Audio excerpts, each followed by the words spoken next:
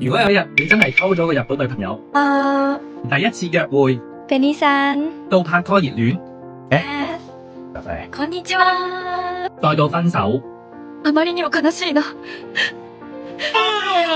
中間至少要換3種稱呼，千祈唔好直接嗌人哋做日本版嘅豬豬，咁你就瀨嘢啦。日文入邊嘅豚即係豬，好多時候會聯想到肥啊、唔自律啊，仲有少少貶義嘅，除非係你哋兩個人之間嘅現世租，否則係唔會叫女朋友豬豬即係豚嘅。今日60秒話你知，同日本女朋友交往嘅3個階段，點樣先叫得啱，又唔失禮，又有 sense。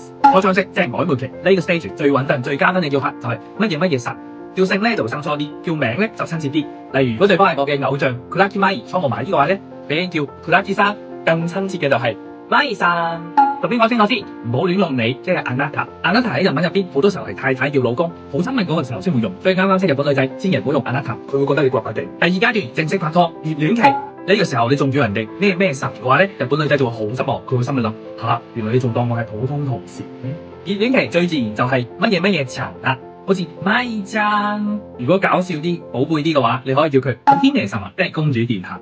咁對外介紹咧，就可以大方啲講 Hello Joyce。第3階段，要麼就係分咗手，要麼就成為咗你嘅老婆。如果分咗手呢個時候仲叫人哋咩茶嘅話咧，咁就會俾人哋一個感覺就係你分手唔清唔楚。所以喺呢個時候就乾脆啲講切度，即係 motokano。如果係修成正果，結咗婚多數咧，老公叫老婆就直呼其名嘅，即係咪。對外咧就會講屋神。